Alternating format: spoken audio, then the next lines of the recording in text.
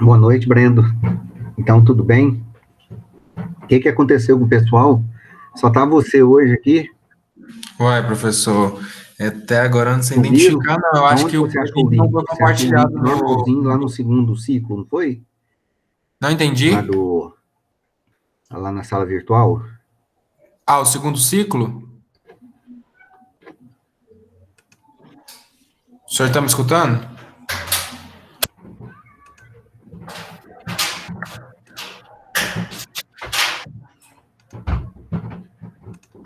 O senhor está me escutando?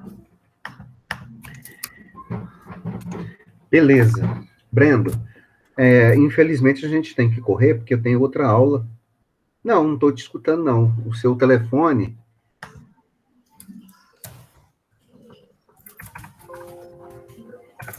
Sim, agora pode falar, Brenda. É o meu que estava Está me desligado. escutando? Sim, pode falar agora. Agora estou Ah, ouvindo. sim.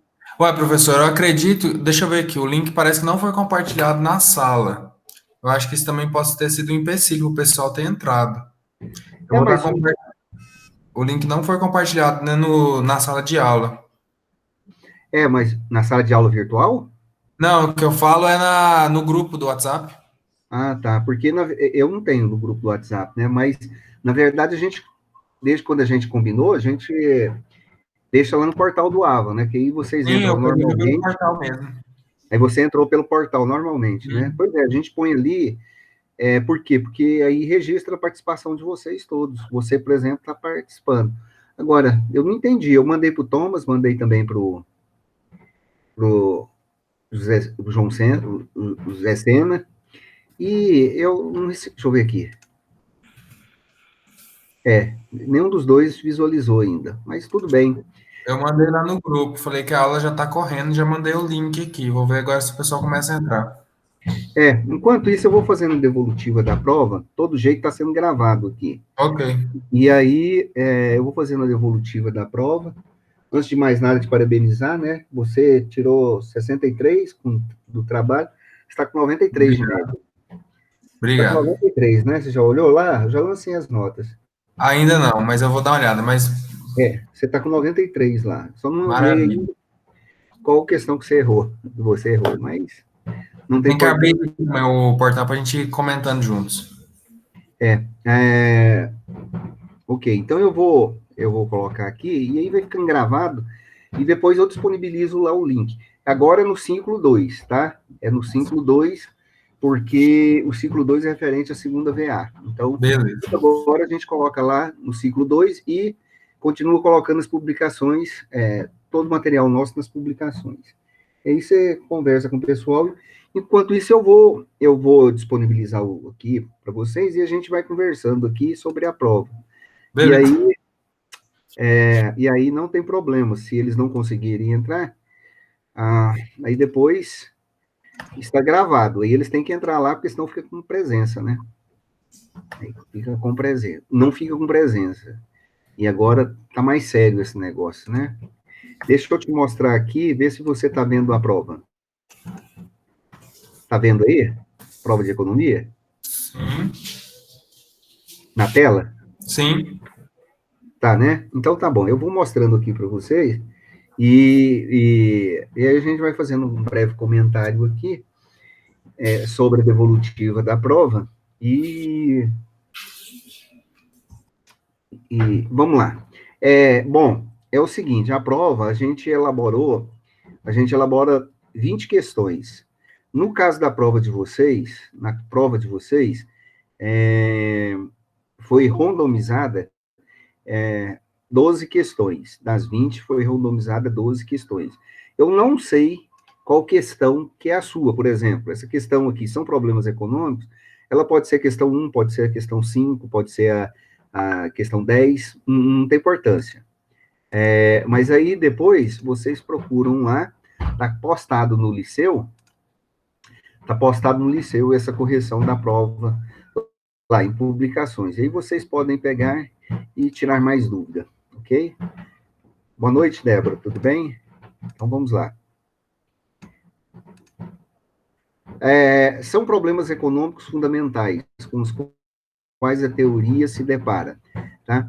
A resposta correta é a alocação de recursos escassos com a finalidade de produção e a distribuição de bens e serviços para os indivíduos. Quando nós discutimos com vocês sobre a economia, origem da economia, todos os teóricos econômicos, ele tem essa grande preocupação de definir, tá? De definir os problemas econômicos. Se não tivessem os problemas econômicos para serem resolvidos, praticamente não precisaríamos de economia. Não precisaríamos da economia. Então, a economia, ela trata dos recursos escassos, que é o primeiro objeto de estudo da economia, da finalidade da produção e da distribuição de bens e serviços. Então, são os três objetos. Lembrando com vocês, tá? Lembrando que vocês, que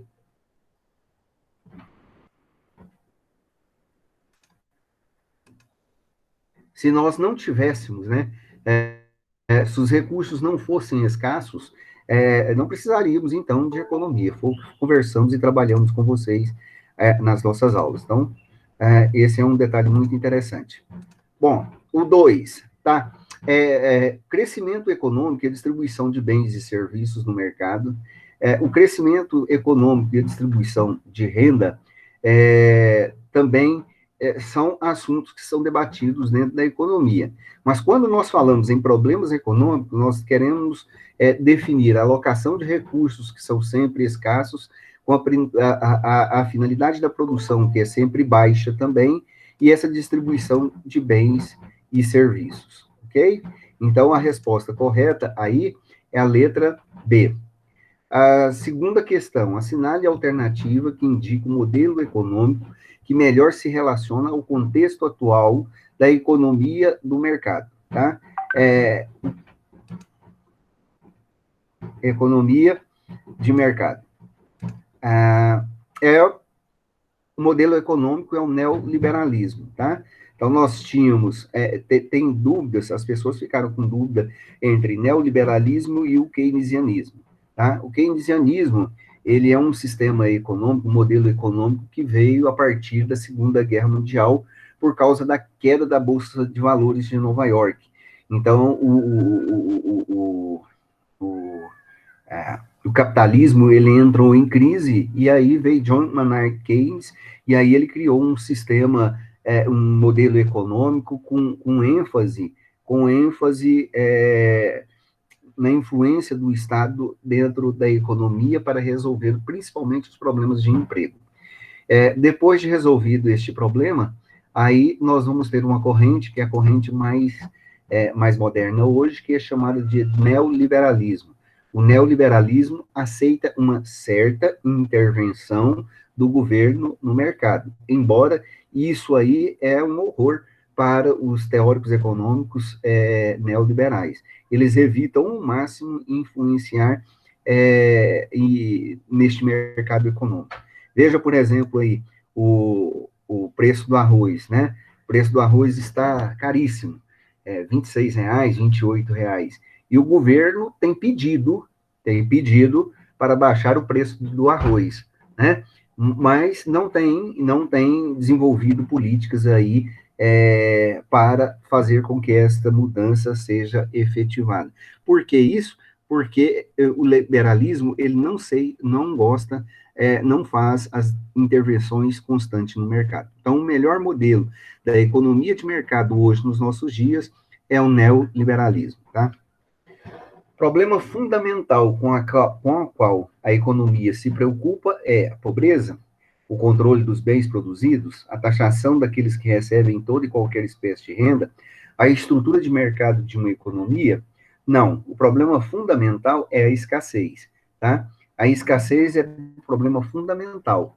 Essa pergunta está relacionada com a pergunta número 1, que é a alocação de recursos escassos, né? A escassez,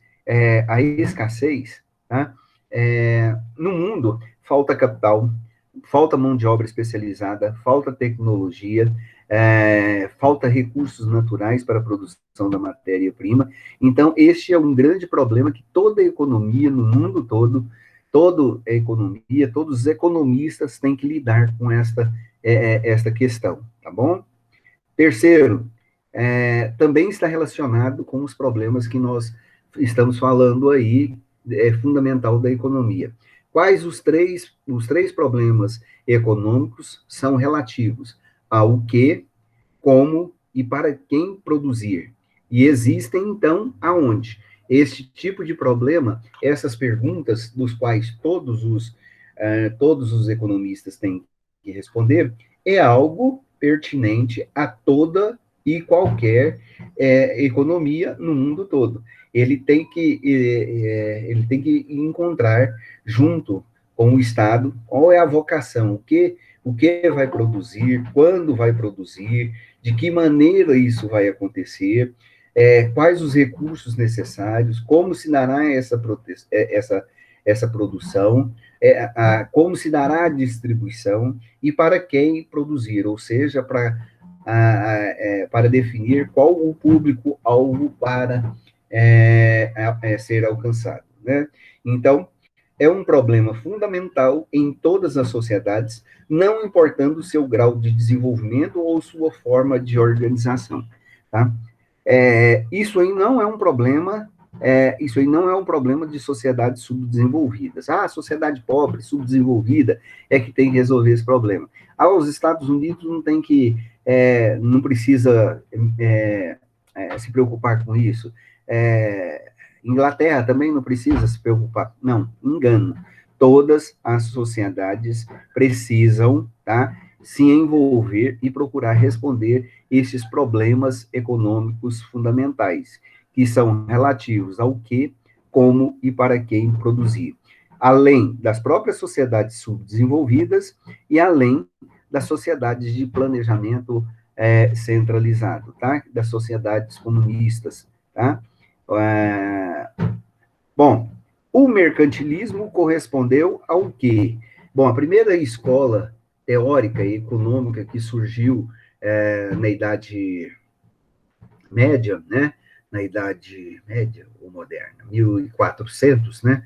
1453, já a Idade Moderna, né? Então, o mercantilismo, ele surge aí em 1300 e ganha muita força com Portugal, Espanha, Holanda, Inglaterra, e se torna a primeira escola econômica. Essa escola não tinha teorias econômicas, elas não eram pautadas em cima de pressupostos econômicos, tá? Ela tinha métodos, ela tinha maneiras de se aplicar na economia, tá? Então, o mercantilismo, ele tinha como característica básica, tá? Para alcançar a riqueza de um povo, de uma nação, poupar e conseguir o máximo de medidas protetivas com a finalidade de proteger a indústria nacional, e principalmente por meio da aquisição e da poupança de metais preciosos, basicamente o ouro e a prata. E aqui tem a justificativa, né, para essa resposta. A prática econômica do mercantilismo foi desenvolvida nos séculos XV e XVI, e tinha como principais estratégias, que eram articuladas pelos principais protecionistas, em relação à riqueza nacional, aperfeiçoar a produção manufatureira, ou seja, aperfeiçoar a indústria, fomentar o comércio, tá? Fomentar o comércio exterior, principalmente exportando os produtos que eram fabricados e vender esses produtos em vários mercados mundiais, e acumular os metais preciosos. Essas medidas visavam alcançar uma balança comercial favorável ao enriquecimento do Estado e ao fortalecimento da própria economia, ok? Aí tem uma tirinha aí de Calvin e Haroldo, né? Que vocês deveriam fazer uma uma interpretação. Não vou ler aqui, mas o que essa historinha em quadrinhos apresenta? Ela apresenta uma característica fundamental do modo de produção capitalista na atualidade e uma política estatal em curso em muitos países desenvolvidos. Essa característica e essa política estão indicadas em economia de mercado, nos programas de apoio aos setores econômicos competitivos. Se vocês lerem e vocês prestarem atenção aqui, tá? Vocês vão ver que Haroldo faz uma citação aqui, numa brincadeira e tudo, mas que tem um fundo de verdade. Ele diz, e como presidente e diretor executivo desta empresa, procura um salário exorbitante. E aí você faz a interpretação e faz essa análise. A resposta correta é a letra C. Nessa alternativa aqui, não se fala, nessa tirinha não se fala de trabalho assalariado, não se fala de sociedade de classe, né, dos sistemas de garantias para mão de obra sindicalizado, e também não se fala na liberdade de comércio. E aí está a justificativa para a tirinha, né? A justificativa para a tirinha. A resposta da tirinha pode ser entendida como uma crítica metafórica ao capitalismo e à própria economia de mercado. Primeiramente, a economia centra-se na lei da oferta e da procura, tá? Essa é um pressuposto essencial dentro do capitalismo. E quando esta encontra suas limitações, acaba procurando a ajuda e a intervenção do Estado para salvar o mercado privado, através de incentivos, de benefícios e incentivos fiscais. Portanto, a melhor alternativa é a resposta, é a letra C. Isso aqui serve, inclusive, para o exemplo que nós falamos aí há pouco instante com vocês, do arroz, né? O mercado, nós sempre tivemos abundância de arroz. Há 3, 4 meses atrás, o arroz estava 15, 16 reais, agora está 28, né? A gente ia lá comprar uma marmitex, o cara tupia o marmitex de arroz, jogava o feijão lá em cima. Hoje está tudo caro. Então, o que é que nós estamos vivendo uma crise? Vamos fazer essa discussão por que isso acontece, mas o que é que o mercado aí está pedindo? Está pedindo incentivos, está pedindo benefícios fiscais para que o preço do arroz seja baixado. Por exemplo, está pedindo para que baixe o imposto, e o Bolsonaro já baixou o imposto do arroz para importado, né? Então, todo mundo que vai importar, a tarifa é bem menor a praticada aqui no Brasil, né? Justamente para tentar criar uma oferta do produto aqui na sociedade nossa, tá bom? A segunda escola que falamos com vocês de pensamento é a fisiocracia. Fisiocracia é uma escola de pensamento econômico que sustenta entre os seus pressupostos básicos a crença na economia de mercado. Não, crença de economia de mercado é o neoliberalismo, nós já falamos aí com vocês.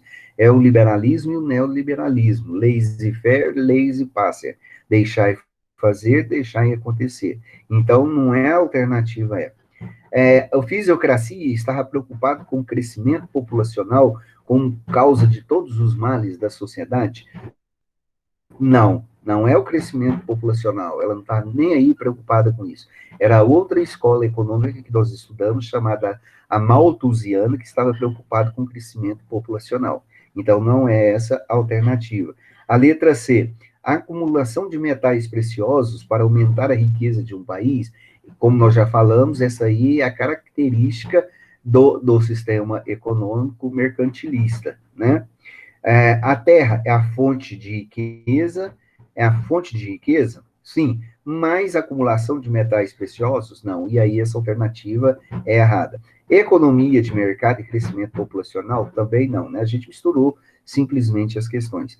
Então, essa alternativa aqui, a alternativa correta é a terra é a única fonte de riqueza, tá? Lembrando que os fisiocratas estavam muito preocupados com os alimentos, com adquirir terras, que essas terras fossem terras produtivas, né, para terras produtivas, para resolver o problema da fome. E também a produção de alimentos geraria riqueza. Então, o grande objetivo das escolas fisiocratas era fomentar a agricultura e a pecuária. Voltando ainda na outra questão, o sistema mercantilista organizou a esfera das trocas econômicas do mundo ocidental no início da Idade Moderna. A época das monarquias absolutistas europeias, que começa com força assim que a queda do Império Romano do Oriente. E uma das características centrais do sistema mercantilismo era o metalismo, que pode ser definido como, nós já falamos isso, tem outras questões que estão muito relacionadas. Se vocês prestarem atenção, várias dessas questões, uma responde à outra, elas são muito próximas e elas têm muita relação umas com outras. Então, a resposta correta aqui é a letra C.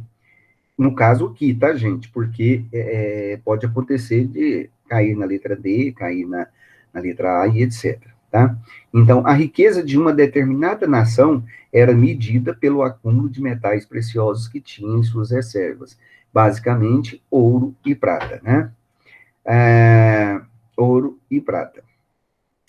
Bom, o crescimento sem precedentes da população mundial nos últimos 50 anos, até alcançar 7 bilhões de pessoas neste ano, reavivou as preocupações sobre as chegadas de uma grande crise demográfica, né? É um absurdo, né? Hoje nós temos mais de 7 bilhões de pessoas morando no mundo todo, quase 7 bilhões e 300 milhões de pessoas. Quando Thomas Malthus, ele escreveu sobre a sua teoria econômica, no início do século XIX, o mundo tinha 1 bilhão e 300 milhões de pessoas. Tá? 1 bilhão e 300 milhões de pessoas. Bom, e aí? David Land, o economista da Universidade de Michigan, explicou nessa sexta-feira que, apesar do crescimento da população, o planeta foi capaz de produzir alimentos suficientes para reduzir as crises de fome e de pobreza. No entanto, ainda há preocupações sobre uma possível crise demográfica no país, disse ele em um discurso a especialistas em uma associação sobre os estudos da população nos Estados Unidos, em 2011. A teoria econômica que se preocupa em apontar o desequilíbrio negativo entre o crescimento demográfico e a produção de alimentos é a teoria malthusiana, de Thomas Malthus. Segundo Thomas Malthus, a produção de alimentos crescia em forma aritmética, e o crescimento demográfico crescia em números geométricos, né? Então, duplificava. Então, aritmético é 1 mais 1, 2, 2 mais 2, 4, e enquanto que aritmético é 1 mais 1 vezes 1 é 1, 1 vezes 2 é 2, 2 vezes 2 é 4, 4 vezes 2 é 8, e assim por diante. Então, o crescimento demográfico era altíssimo, tá? E ele já tinha essa preocupação.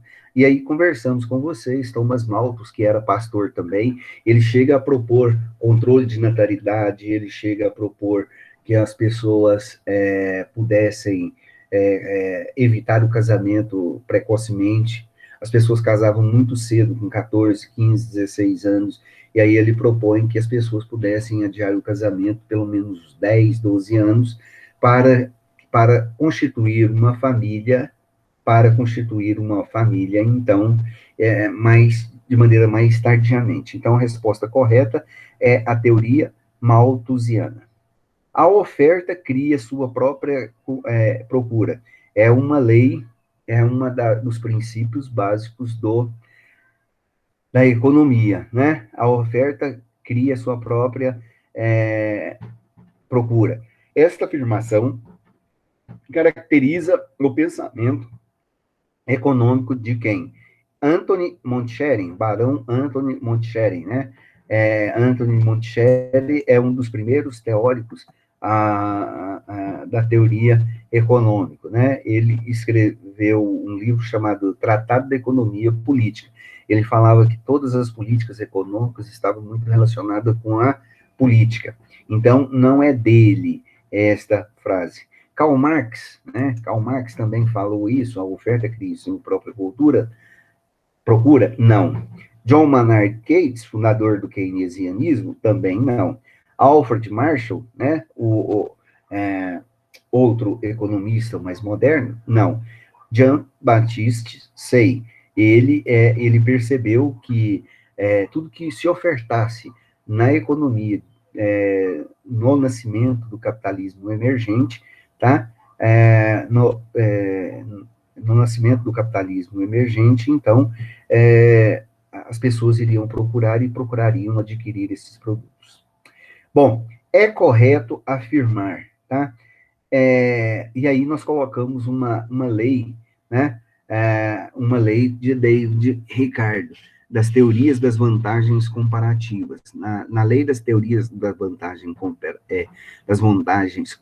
comparativas, David Ricardo afirma que o comércio entre dois países, regiões ou pessoas pode ser benéfico, mesmo que quando um deles é mais produtivo na fabricação de todos os bens. O que ele queria dizer com isso?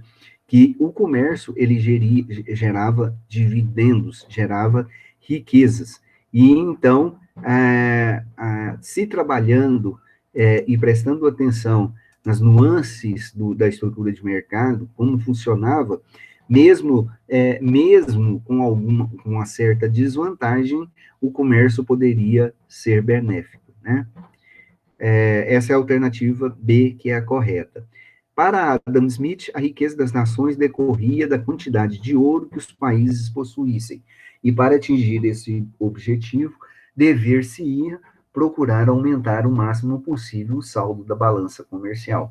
Isso daí não foi Adam Smith quem falava. Quem falava isso era a escola mercantilista. Letra C. Segundo o economista Jean-Baptiste Say, a demanda cria a sua própria oferta, o que pode levar a situações de desemprego involuntário crônico. Se você souber a questão de cima, automaticamente você já responde esta aqui. Letra D. De acordo com a teoria de Malthus, é a mesma coisa, tá? Se você souber o que Malthus estava falando, né, você tira isso daqui também, essa questão de letra. Thomas Malthus falava que a população crescia em progressão geométrica e a produção de alimentos aritmética e a produção de alimentos em progressão geométrica. E o cerne da teoria keynesiana é a oferta e a demanda agregadas, sempre estando em equilíbrio o nível de renda correspondente ao emprego. A outra questão, a frase laissez-passer, le monde va de lui-même, deixai fazer, deixai passar, o mundo vai por si só, atribuída a Vicente de Gournay, é considerada o emblema da fisiocracia. Esta frase sugere que a livre iniciativa das pessoas e a livre ação dentro do mercado garantem o bom funcionamento da economia, tá? Garantem o bom funcionamento da economia. Então, a frase de Gournay reflete integralmente os interesses dos fisiocratas, uma vez que o princípio da livre ação no âmbito do mercado e da produção de bens devem ser o motor principal da economia. Este princípio torna-se o lema dos liberais clássicos, tá? Consoante a economia política, então nós temos aí, relaciona a primeira coluna com a segunda coluna.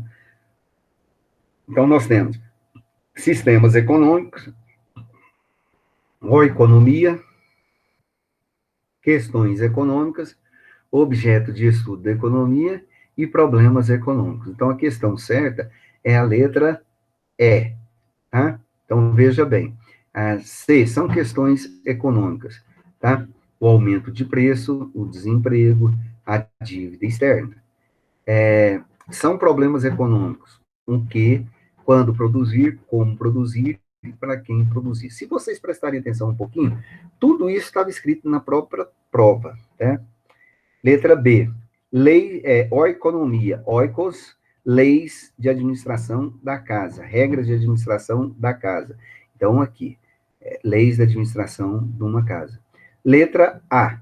Sistemas econômicos é uma forma política, social e econômica que se organiza uma sociedade. E aí trabalhamos com vocês o sistema econômico capitalista e o sistema econômico socialista. E a letra D, que é o objeto de estudo da economia, que está relacionado lá com os itens 1, 2 e 3, que é a escassez, as escolhas, as necessidades, os recursos, a produção e a distribuição, ok? E nós temos essa outra questão muito grande aqui, não vou ler ela aqui para vocês, mas ela fala sobre a crise de 1929. E aí a pergunta é, o colapso deflagrado no mundo pela crise financeira dos anos 20 teve como principal ato o crack, ou seja, a quebra da Bolsa de Valores de Nova York, em outubro de 1929. Como consequência dessa crise, podemos destacar que o mundo todo foi afetado drasticamente quando a Inglaterra abandonou o padrão ouro, permitindo a desvalorização do ouro, da libra. Se vocês lerem aqui, essa resposta está aqui. Essa aqui era uma questão de interpretação de texto. E a resposta está aí, letra D. A depressão americana de 1929 afetou todo o mundo, haja vista que o mercado internacional, nesta época, já era plenamente integrado em virtude da junção entre capital financeiro e capital industrial. A Inglaterra era o principal país que usava o padrão ouro de reservas monetárias nesta época. Sua moeda, a libra, era identificada com o preço do ouro no mercado. Com o abandono do padrão ouro, as referências monetárias internacionais passaram a ficar em um nível artificial para a crise global. Ok? Esta é a devolutiva da nossa prova. Nós temos aqui a Tabata, o Brendo, a Débora Cristina, o João Gonçalves, o João Paulo Nascimento e a Tabata. Vocês já olharam as suas notas? Lá no liceu?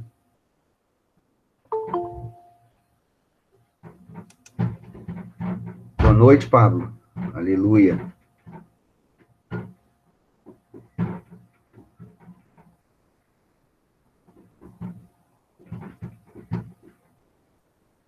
João Paulo Nascimento.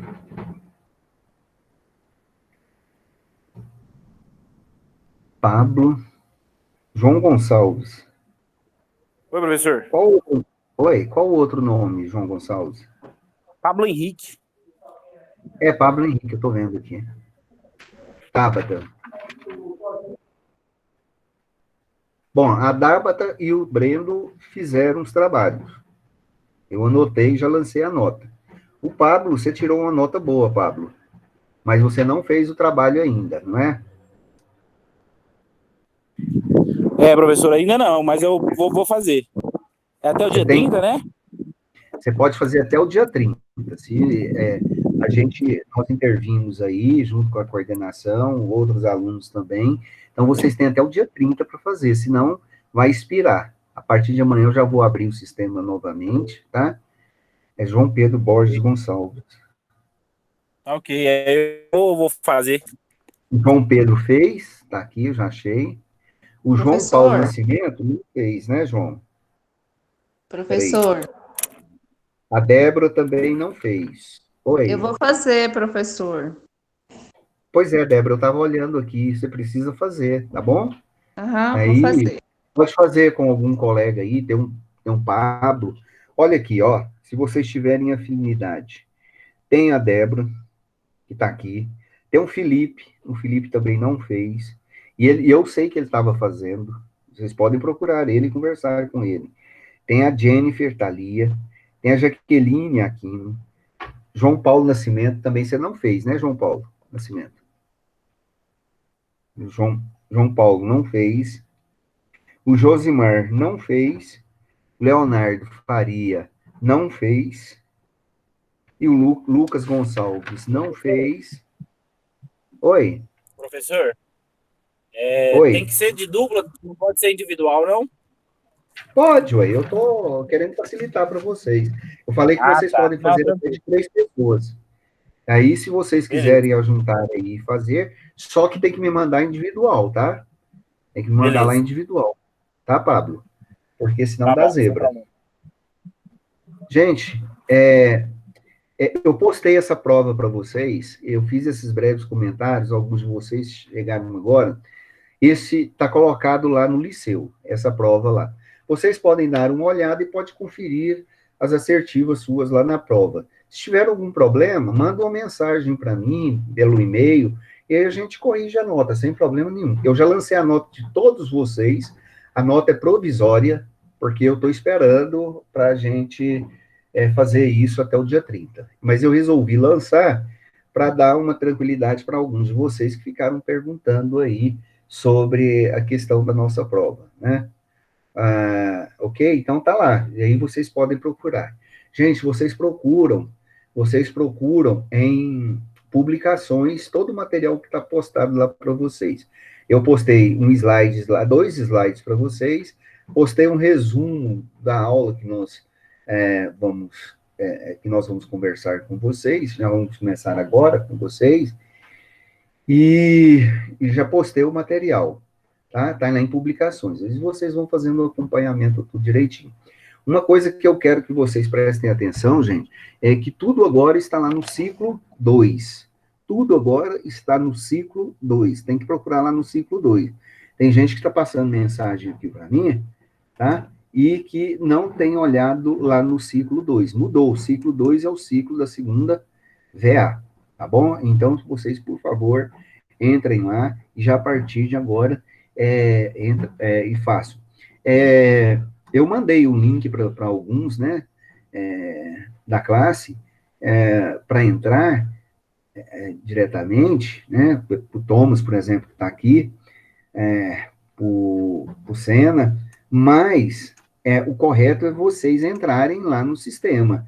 Por quê? Porque automaticamente já fica marcado a presença de vocês, ok? Gente, nós vamos começar um novo ciclo agora. Então, nós vamos começar estudando o capítulo 6, capítulo 7 deste livro aqui. Então, vou comentar rapidinho com vocês. Não vou me prolongar muito, porque tem muita gente que não está aqui hoje, porque falaram que era só devolutiva da prova, e muitos não têm o devido interesse, né? Mas, sem problema. Essa aula está sendo gravada, amanhã eu vou disponibilizar para todos. Então, nós estamos trabalhando esse livro de Fundamentos Econômicos, da Economia, lá em publicações ele está postado para vocês, e a unidade que nós vamos começar é falando sobre as estruturas de mercado, é o capítulo 6 todinho, tá? Este capítulo 6 é muito importante para vocês que estão estudando direito empresarial, com a professora Luane, né? Então, aí fala dos tipos de empresa, consolidação das empresas, características das empresas e maneiras dessas empresas atuarem no mercado. E isso depende muito do ramo de atividade, né? Cada empresa tem uma finalidade específica trabalhando dentro da estrutura de mercado, ok? Então, o que nós vamos estudar com vocês é o capítulo 6, que está postado já, estruturas de mercado. Então, rapidamente, para vocês, o que nós vamos discutir com vocês sobre a estrutura de mercado? A estrutura de mercado, ela depende de 3 características básicas: do número de empresas que compõem este mercado, do tipo de produto que compõe essas empresas, se esses produtos são idênticos ou diferenciados, se existem ou não barreiras de acesso de novas empresas neste mercado, ok? Então, quando nós discutirmos aí os tipos de estruturas de mercado Por exemplo, as empresas oligopolistas, monopolistas, as empresas de concorrência perfeita, você tem que levar sempre em consideração o número de empresas que compõem este mercado, os tipos de produto idênticos ou diferenciados que são vendidos e oferecidos neste mercado, e se existem ou não barreiras ao acesso das novas empresas dentro deste mercado, tá? Nós vamos começar a estudar discutindo aí a primeira estrutura de mercado, que é a concorrência pura ou perfeita, que foi pensado pelos primeiros economistas que afirmavam que o mercado funcionava ativamente, seguindo determinadas regras específicas do mercado, e funcionava de maneira perfeita, onde havia um equilíbrio, né? Havia um equilíbrio, as pessoas tinham emprego, os preços não eram abusivos e etc. Então, o sistema de concorrência pura é um tipo de mercado em que havia um grande número de vendedores, e isso possibilitava a concorrência, tá? Isso possibilitava muito a concorrência, também não prejudicava o equilíbrio neste mercado, todos conseguiam vender esses produtos, e dentro de um preço razoável, logicamente, né? Então, a característica da concorrência pura ou perfeita é um mercado atomizado, tá? É um mercado funcionando de maneira perfeita, com produtos homogêneos, onde todos ofereciam os mesmos produtos, venderiam os mesmos produtos, com as mesmas informações, e não existem barreiras para nova empresa vender os seus produtos no mercado. E a transparência do mercado é essencial para a realização dos negócios nessas estruturas de mercado. Tá? A segunda estrutura de mercado, que é considerada estrutura de mercado imperfeita ou impura, é o monopólio. O monopólio, tá? É um tipo de estrutura de mercado que apresenta condições totalmente opostas às estruturas de concorrência perfeita. Nos monopólios, não há uma concorrência. Há uma única empresa que domina este mercado e coloca o preço que ele quer nesse produto, tá? Além do mais, não tem nenhum produto, coloca por quê? Porque não tem nenhum produto aí concorrente para fazer frente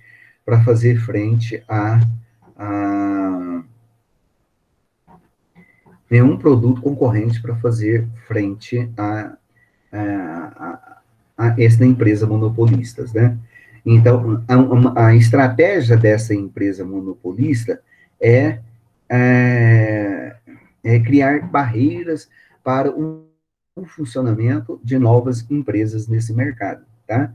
Então, algumas formas também de estratégias deste mercado seria o monopólio puro ou natural, ou seja, de um determinado produto, seriam umas patentes também, que é outra característica muito específica aí desses mercados monopolistas, o controle de matérias-primas básicas, tá? E o monopólio estatal. Nós vamos trabalhar tudo isso na próxima aula, agora não, porque senão a gente vai ter que ficar repetindo isso para a próxima aula, tá? Mas eu estou citando aqui para a gente ir trabalhando. E o oligopólio. O oligopólio é uma estrutura formada por um pequeno número de empresas que dominam a oferta do mercado. No monopólio, nós temos uma única empresa que domina o mercado. No oligopólio, é um conjunto de empresas, tá? E aí vai criando outras anomalias nessa estrutura de mercado. Aí vai criando os cartéis, né? As empresas vão formando os diversos cartéis, que nada mais são do que a organização de produtores dentro de um setor que determina a política de preços para todas as empresas que ela pertence. Então, o objetivo dos cartéis é ter o controle do mercado, tendo o controle do mercado, oferecer os produtos que ela quer oferecer e, acima de tudo, manter uma estrutura de preço. Então, geralmente, ela coloca os preços para a venda dos produtos de forma aviltante, bem superiores àquilo que que o mercado poderia aceitar. O objetivo maior é um lucro exagerado, tá? Então, nós temos as empresas líderes, nós temos muitas empresas em diversos segmentos que formam esses cartéis, elas são líderes, e nós temos as empresas satélites, que ajudam na realização e no funcionamento dessa estrutura de concorrência imperfeita. Nós temos oligopólios com produtos diferenciados, oligopólios com produtos homogêneos, tá? Ok? Nós temos a concorrência monopolista, que é um tipo de estrutura de mercado intermediário entre os oligopólios e os monopólios, tá? Que tem como características principais um número relativamente grande de empresas com certo poder de concorrência, porém com segmentos de mercados bem diferenciados. Próxima aula eu vou trabalhar esses exemplos com vocês, tá? Na concorrência monopolista, há uma margem de manobra para fixação dos preços que não são muito amplas, uma vez que existem produtos substitutos no mercado, tá? Tem o monopisônio, tem o oligopisônio, o monopólio bilateral, e eu não vou trabalhar agora, tá? Justamente porque tem pouca gente aqui agora na nossa aula, tá bom? Esse material está postado ali para vocês, e eu gostaria que vocês dessem uma lida para chegar aqui na semana que vem e não ficar tão perdido. Pode ser assim? Tem um material também do resumo que eu postei para vocês ali na aula, ok? Brendo, você foi o primeiro a chegar, tirou nota boa, pode ser assim? Pode sim, professor. Então, beleza. Vamos ver quem está mais aqui. O João Gonçalves, o Brendo, João Paulo Nascimento, Pablo Henrique, a Tábata. Ok, gente? Beleza? Eu vou parar, então, a gravação.